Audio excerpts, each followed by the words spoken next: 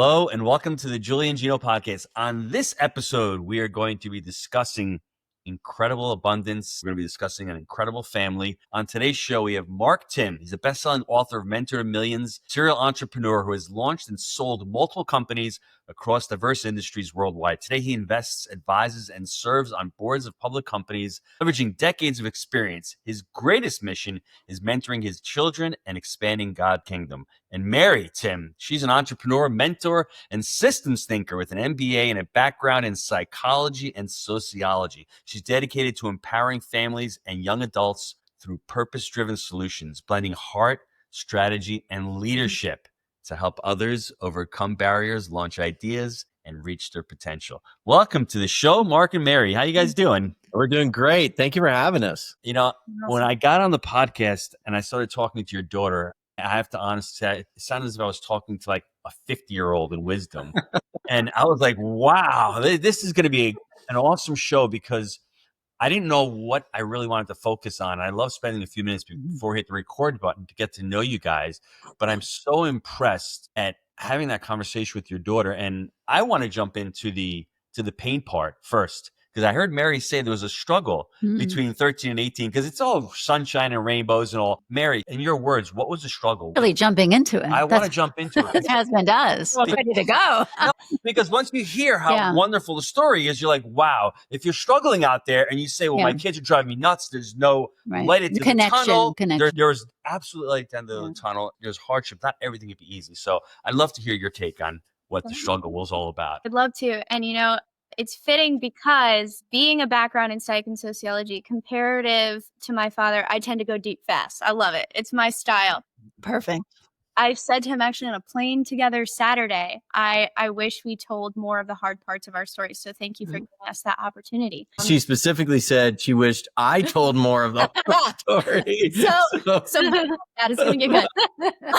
No, I think there are several elements to it. One being, and I'm sure millions of people can understand this with the divorce rate that we have in this country, but there's a lot of hardships to having a blended family. And we were not excluded from that. There were certainly hardships to having a blended family, conflicts between siblings, dynamics of who parents who and how. There were just a lot of struggles wrapped up in that.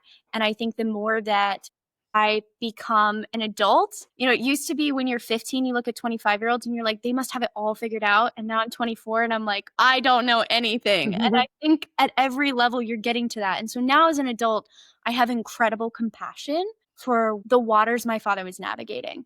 That, like, for anybody out there with a blended family, that's tough, especially when I went through the track of originally, before shifting into the business world with my father, I was down the track of becoming a couples therapist. And I was only a few months away from that. And one of the things that they talk about is how difficult it is navigating that at whatever age you are, navigating a blended family. So there were a lot of conflicts there. And then also just being a teenager. Being a teenager sucks. It sucks for both parties. It's hard on the parent. I was awful. I have no problem admitting that. But also, I was filled with such intensity of emotion. My brain is changing. My body's changing. I'm afraid of everything that's out there that I don't understand. I'm angry about everything that I don't understand. You're flushed with all of these emotions, and yet you only have so many of the answers to understand it. And for today's teenagers, and I was the very first generation to experience this based on when I grew up, there's so much information coming at you. I have dad's information, I have school's information, but I also have the internet's information. The answers to all of my questions are at my fingertips, and I don't know who to trust. There's just, I could do a whole. So just on the emotions you experience as a teenager and why that's tough. And I think it genuinely took us until I was 18 years old to navigate it. And I'm sure he looks back and goes, man, we could have had that ship tied up in 6 months if I knew all this now, but that's not how life works. So there were some incredibly tough times. When I was 18 years old, I had gotten a full ride to college, and my mindset was, I'm going to get out of here, get as independent as I can possibly get, and come home as little as possible. I have no problem admitting that. And then a pandemic happened, and I was trapped at home. And kudos to him for saying, I know where I've messed up. I've been reflecting. 2 are now out of the house. I only have 1 left in the house. I'm now realizing all the ways in which I've messed up. I now have them trapped as the world is falling apart around them. I'm going to take massive advantage of that time. And he truly just poured in, met us exactly where we were, met my anger exactly where it was, frustration. We had hard talks. And now there's no one I am more close to. Truly, not only have we rebuilt our relationship, but he made my sister and I's lives difficult because the bar is way up here and it's hard to find people who meet it. So this is going to be called the Gino and Mary podcast because we're going to go deeper and deeper. And I think Mark and Julie are going to be sitting here going, okay, because I want to dive deep into Mark, as Mark is sitting there going, wow, I've got a daughter who thinks she knows it all. She's really great. I loved her when she was 10 years old. Now I can't control this little monster. But at the same time, like, I'm trying to make money here. This pandemic is shutting everything down. I've got older kids. I've got responsibilities. Mark, how did you navigate this? And how did you have that epiphany of like, yeah, I am at fault at this as well. She's not the only one. Well, what I would say is this. Sometimes things happen that you have no control over. In the pandemic, I had no control over. And it definitely impacted my ability to make money and my ability to pursue some of the ambitions that I had. And it was the bucket of water on top of me that says, hey, look, you're not in control. Like, there's so much more. And what could I control? Not the pandemic, not where I was at work-wise. I could control the relationship that I had with my kids. And I did something, and she touched on it, but I'm going to go a little deeper. And that is, I got vulnerable, which is really hard for dudes to do. Much easier for women. Okay. Much easier for you guys. Not easy for us. And so I got super vulnerable and started owning the mistakes that I made as a father.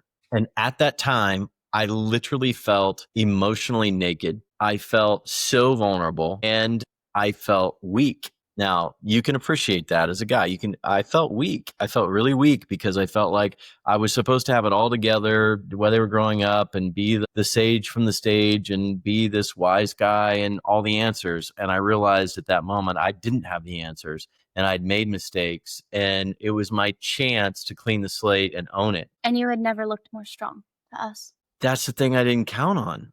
That's the thing I didn't even see coming. My vulnerability at that time was weak in the mirror to me and was incredibly strength and strong to them. I'm like, never had anyone ever told me that being completely vulnerable takes more courage, takes more confidence than faking a life and a wisdom that isn't true. And so vulnerability is one of the biggest things that we need to do as dads, and we need to do as husbands, as parents, is be incredibly vulnerable to our kids and say, we don't have it all figured out. And in fact, I screwed this, and this up with you, and I'm so sorry. I'm so sorry I messed that up.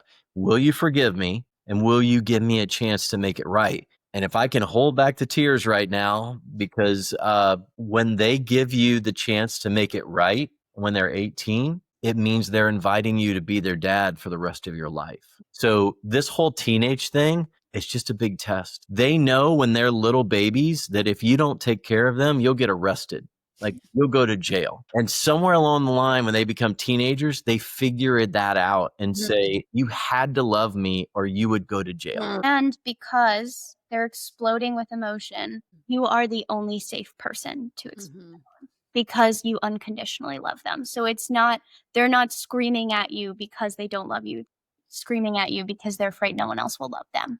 But we don't get that as parents. We think they're just screaming because they're being obnoxious teenagers. And when you figure out it's a test, and here's what the test is. You loved me when I was a cute baby. You loved me when I was an adorable toddler. You loved me when I, wanted to hold your hand every day until I was 10 years old. Will you love me when I'm an ugly teenager? Will you love me when I'm at my absolute worst? You pass that test, you got the Holy Grail for the rest of your life.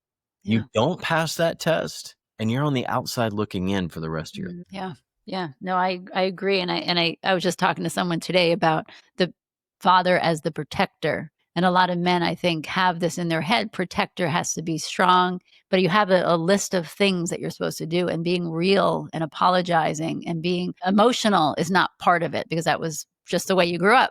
And that's just the way a lot of the guys grew up, and they don't know that part of, and they're afraid because they feel weak. And so therefore they avoid it for their whole fatherhood, let's say. But that's what, like, just Mary, you hit it. That's what most girls are waiting for. Like, we want that. You know, one of the things I talked about with my brother, because my brother and I will have conversations about modern masculinity.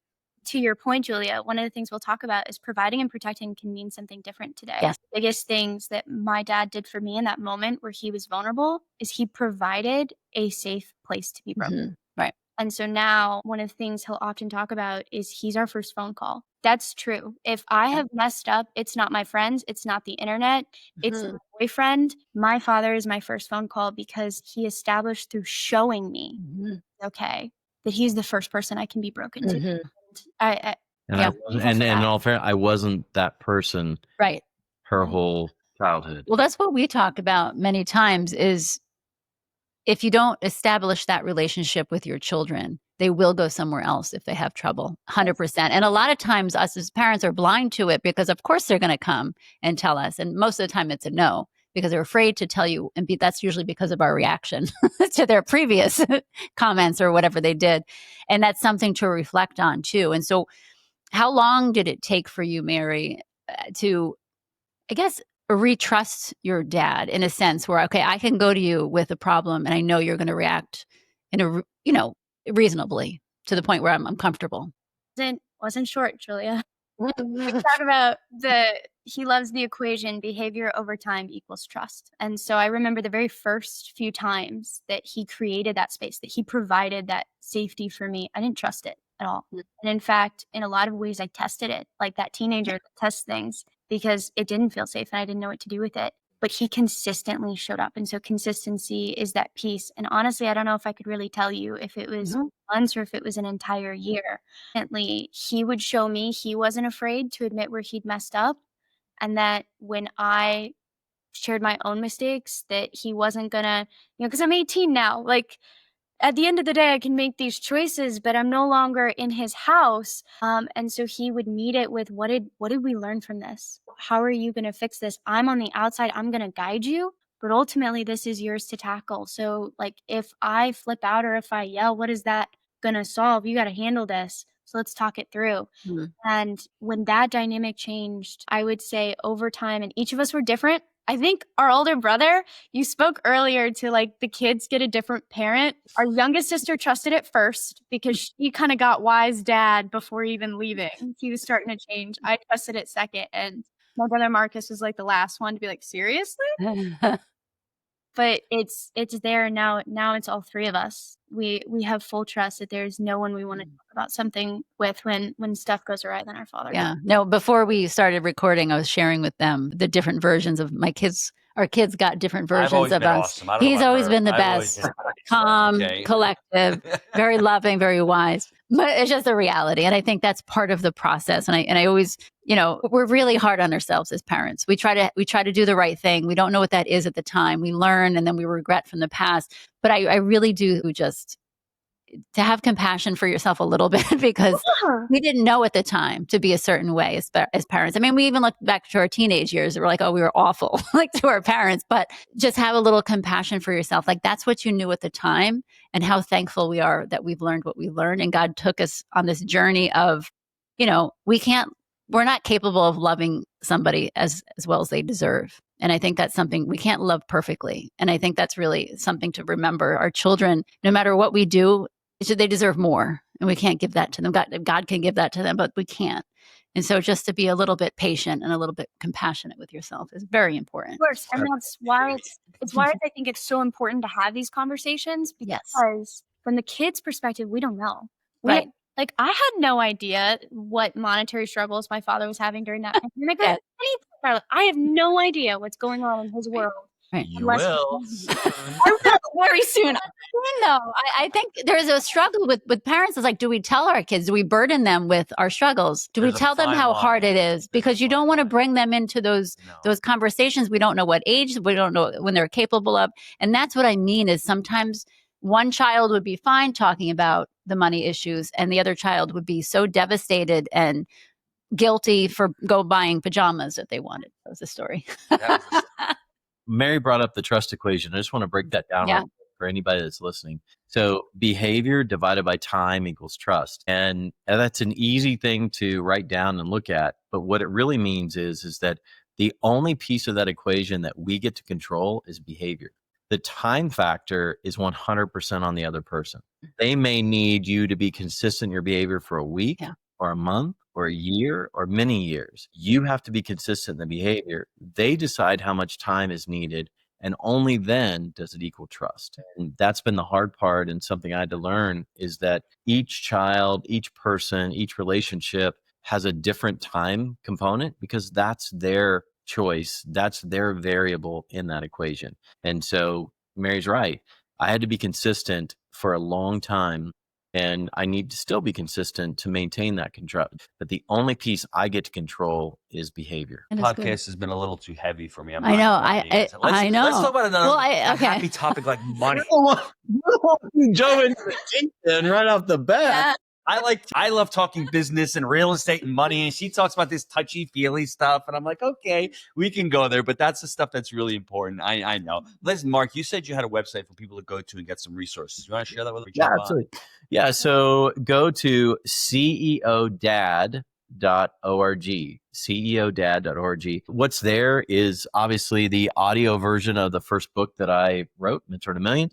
And then there's a bunch of resources for family. One of the things that we were big on is family meetings. You talk about getting out there and actually talking to your family about real hard issues. Sitting down, very few families sit down intentionally and say, why were we made a family? Like, what's our purpose on this planet? Because I can tell you, it wasn't to be alone. And it wasn't just to be your own family. You were intended to impact others. So what's that look like? How would you go about doing that? And so that was one of the most powerful things that we did. So there's a family meeting guide, even for young people. And then the big thing is I'm the first generation with technology.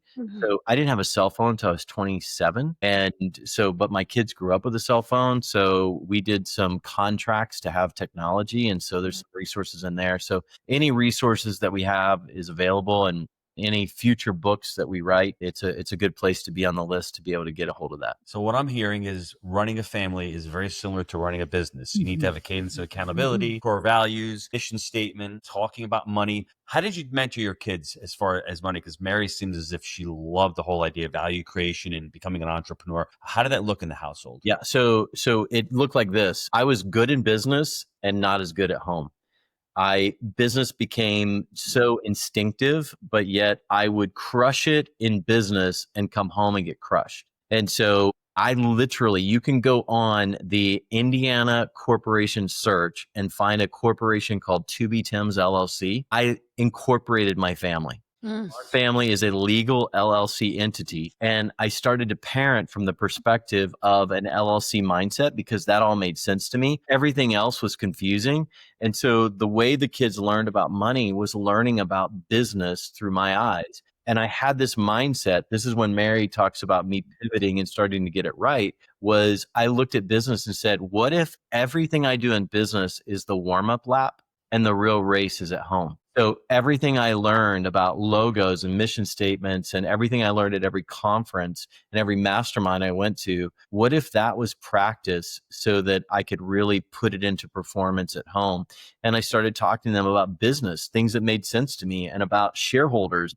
All of a sudden, Mary got a voice and a vote. Yeah. Like, it wasn't just a kid. And she owns the same amount of shares of 2B Timm's that I do, right? So she's an equal shareholder in the family business as a family. And so that's how I chose to teach them about money, was through the perspective of the business infrastructure, because that's what I understood. The vernacular made sense to me.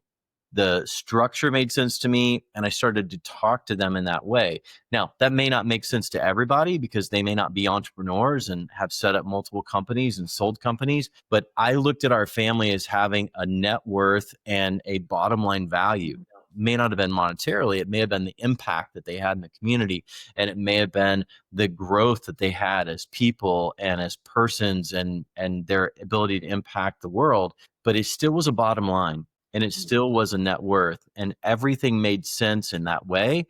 And I think they caught it through a concept that I'm going to call contagious proximity.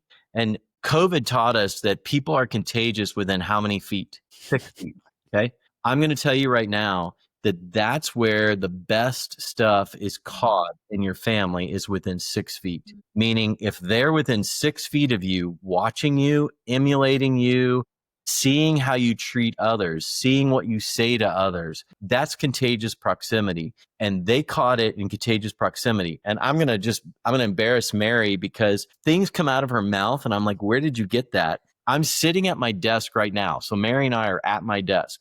There's this space under my desk. It's about 3 feet by 3 feet. One of Mary's favorite places to be as a child was underneath my desk while I was meeting with my vice presidents, my managers, my shipping managers, my sales manager, and she was down there playing with her littlest pet shops. Me thinking that she's just down there playing, being in proximity to dad, but she's a sponge. Listen, and They're having a meeting. I see these things coming out of her, and all of a sudden I'm like, oh my gosh, so much was caught, not taught. Contagious proximity. And I would say the best thing I ever did as an entrepreneurial parent was for a period of about 10 years, I never went to a single meeting, a single conference without one of my kids with me. And the contagious proximity that happened at Marriott's, on Delta Airlines, in Uber cars, with them sitting by me while real money was being talked about, where real business was being talked about. That's why my son owns 14 properties. That's why my daughter has an MBA and has her whole, entrepreneurial journey. That's why my other daughter, her sister, is going to med school. That stuff happened in Ubers and Marriott's and on the airline, traveling with me, doing business in contagious proximity. Gino, that's how it. Can I add to it though? For those that aren't entrepreneurial, there were things that you did that were very different.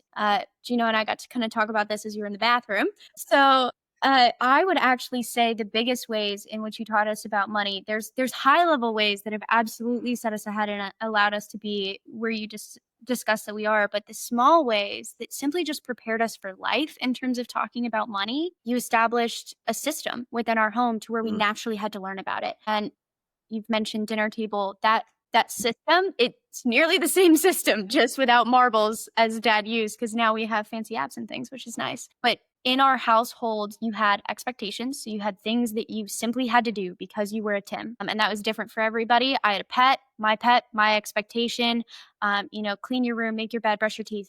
That looks different for every family, but we had expectations in ours. We also all had a room we were responsible for. And to this day, 24 years old, I have the cleanest bathroom of anyone I know because my expectation was the bathrooms. And nobody does dishes like my sister who had the kitchen. So I suggest rotating them now looking back.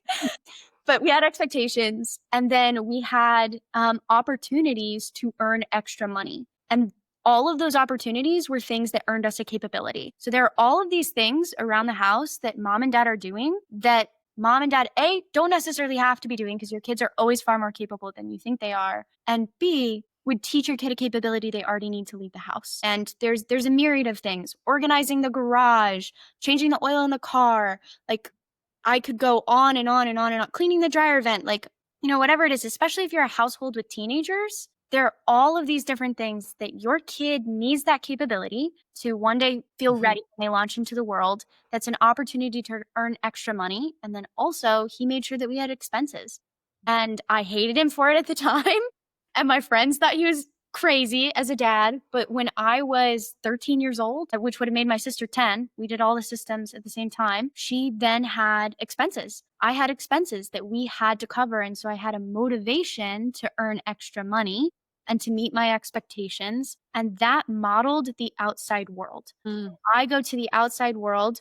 I'm in college. I have a roommate. And my roommate genuinely believes the entirety of her paycheck is hers to spend because that's how it works. If you have a household where you're giving your kids allowance and then that allowance is used to buy whatever they want, if I'm given $10, I have $10. I knew from very young age, I have $10, I actually have $7 because X has got to go to savings, so much has got to go to charity. Like that system feed into my head. So now I'm out there, I naturally know that I have expenses. I naturally know that my money needs to be split. And so it's not a shocker to graduate college, get my first apartment, and have to explore the internet for financial advice to try to learn that. Those systems were put in place young. And I don't think you have to be an entrepreneur to do that. I think any household can establish those pieces. And then also, now I'm an accountability buddy of, hey, Dad, I thought that our family was focused on X. And now it's a whole family conversation for the LLC. And this is interesting because I told you both that we were getting into money coaching. And the great thing about what I love about coaching about money, it's not the money itself, it's the patterns that we adopt from our family. And I love this show specifically because if you come from a family that didn't have great patterns, my parents were great. They parented differently than me. I started on that path. Thankfully, married my wife. We deviated off that path. Certain patterns on money that I developed from them about scarcity of money and the way you use money. So if you're listening to this and you don't have this and you haven't had great role models, it's not, I don't want to say it's not hard, but the information's out there. Yeah. Go out and find role models. Go out and find families that are doing what you aspire to do. And it's so subconscious or unconscious that these patterns, they creep into us. And then all of a sudden, 20 years later, you look back and go, why did I do all this? You have the ability now with all this information, this knowledge out there to choose to see what a healthy family looks like, or at least what a healthy family looks like to you, and go out and find out what those families do. And what you lay down is something very simple. It's something that, you're hanging out with the family, you're setting the expectations. You're not doing financial calculations there. It's just really basic, simple stuff that you can explain to the kids. And as they get older, my 3 older kids right now, we have calls with our accountants every quarter. They've got this. So I am the leader and I'm there to teach them certain stuff. But I love what you said, just laying the groundwork early on and keeping it simple, not overwhelming them. For me, the legacy piece, if we could wrap up with the legacy piece, Mark, because I think it's important for you, for what you're working towards. You seem as if you've worked with tons of people. You said you crushed the business, you came home, you didn't crush the household, you made that shift now. If somebody's sitting out there and going, I've got a lot of this stuff figured out, but how do I figure out what my legacy looks like? It's not just giving money away, right? It sounds as if there's more components to it. What does the legacy look like to you and your family? Yeah. So it's interesting because prior to getting on this podcast, Mary's older brother was sitting right in front of me, and the entire conversation pivoted to legacy. And I shared with him, one of the things that I have been called to do is I'm the executor of most of the estates in my entire family network, my grandparents, my parents, my aunts, my uncles. And I said, son, we need to start having these conversations, because I said, this is headed your way. And he said, what do you mean it's headed my way? And I said, it's headed your way. He said, you're the oldest and you've done well as an entrepreneur. And I said, you're going to have to step up, and right now is the time to learn. And so from a legacy standpoint, it's not just about trust and wills and all of that kind of family dynamics. For me, it's more about instilling the accountability of what it means to be a family. And I'll give you an example of that. There's something that happens in our family, and it happens every Sunday night. Last night was Sunday night. And so my parents, over 10 years ago, started having this Sunday meal, and they invited their kids, their grandkids, to the Sunday meal. And sometimes it would be very small attendance, and sometimes it'd be bigger, et cetera. But they did it consistently for a long time. And so now on Sunday nights, my parents and all their friends look at them and go, how do we do this? Because their friends are all scrambling to try to have a relationship with their grandkids. And every Sunday night, my parents simply cook an amazing meal, and all of their grandkids show up. They show up, and it gets even better. They now show up with girlfriends and boyfriends and fiancés. And now girlfriends, sisters or brothers show up, and they're all showing up on this Sunday night. So legacy wise, it is to make sure that the things that matter most, that inspire connectivity and relationships in my family, are continued. You think I'm not going to grab Sunday nights if something happens to my parents? Like, I'm going to grab it so fast that nobody will even know that there was a hiccup other than grandma and grandpa aren't there. That's going to continue forever, because what they did is something their friends simply can't achieve unless they're willing to commit a decade to achieve. So for me, it is figuring out what matters most in our family, relationship wise and communication wise, and even financial, if that's a piece of it, and continuing it. learning from the mistakes we made, and then building on the things we did right, passing that on to the next generation so that my son is in a position or my daughter's in a position where they can pass that on to their children. Because I said it, I don't know if I said it before it started or now, but I'll just say it again. My bucket list is pretty checked off. I'm very fortunate at my age. I've been blessed very much financially and also just experience wise, where I just don't have anything left on my bucket list. But here's what I do have. I would like for my children to have audacious, insane, incredible bucket lists. I just want to be on the front row. Just let me have a seat on the front row. Let me help them check off their bucket list. Let me be a part of them, going through life in marriage and life in parenting and life in relationships. And so to me, that's legacy. Legacy is when you get to be the dad for your entire life and know that your kids are set up to be the kind of parent that's going to have the same kind of relationship that's 10,000 feet deep in terms of the oil that's being produced, and it will continue to produce generations past. The conversation I was having with my son is about a trust that I set up that is set up to last 150 years. And he's now thinking about the fact that it will be his great grandchildren that are still benefiting from that trust, and him understanding why it was set up and respecting it and knowing that he's going to play a vital role in keeping that going in a family legacy. Passing that wisdom on is key, but you don't get to pass it on if you don't pass the trust equation. So many parents try to skip that and assume that they have the credibility and they have the respect of the people that matter most because they skip the trust equation, which is their behavior has to be consistent over the amount of time that those they want to influence most accept so that they trust them. Then you've got real legacy that lives way past many generations past your time on this earth. I love that. And everything you're saying, you mentioned business, both of you guys mentioned business and all the work people put behind it. It's something to remember is that to have a connected family takes a lot of work. It takes work ethic, never giving up, trying things differently. What's working for one kid's not working for other. And I think that's something that a lot of us get discouraged because we've given up many times, as especially with some really difficult toddlers in our family. And so we're like, we have to find something new.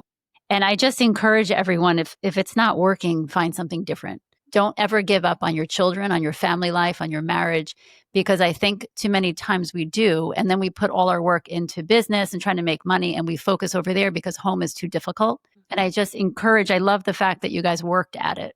And you are continuing to work at it. You always will work at it. And even the family meals on Sunday, as a mom of a lot of kids, that's a lot lot of work. That's a lot of dishes. That's a lot of cooking. But is it worth it in the end? It starts on Friday for a baby. Exactly. It is a massive endeavor. If you go to Mary and I's Instagrams, my Instagram is my mentor Mark. Mary's Instagram is my mentor Mary. I just want to piggyback on what you just said. If you're struggling and you're not sure if you're getting it right, mentors are out there. There are more people willing to mentor. There are people willing to raise their hand and say, I need help. And so don't be afraid to raise your hand and say, I'm not getting this right.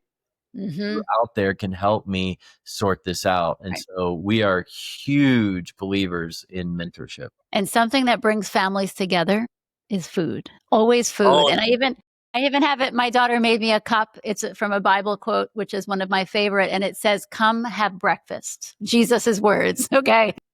And it's John 21:12. I think that's what it says. I can't see it. But my point is, there's something when you have a meal and you share a meal at a table. And that's one of the things my husband we always talked about. Well, yeah, secretly, probably. I mean, come on. But food brings people together, and food, there's something about it. You make a meal and it's the best gift you can bring to somebody. It's food, but it's also welcoming. It's also the whole atmosphere. Itself. The Sunday nights that you're talking about, Mark, that's the legacy that people are going to remember. And I think the money is important to, buy the food, right? And all of that. But it's the legacy of sitting together as a family and sharing a meal and having a conversation. That's the true legacy that I obviously want to live. You can take care of the money, but we'll go there next time. The ceodad.org. So ceodad.org, bunch of good stuff in there. Go, get everything and learn everything that you can.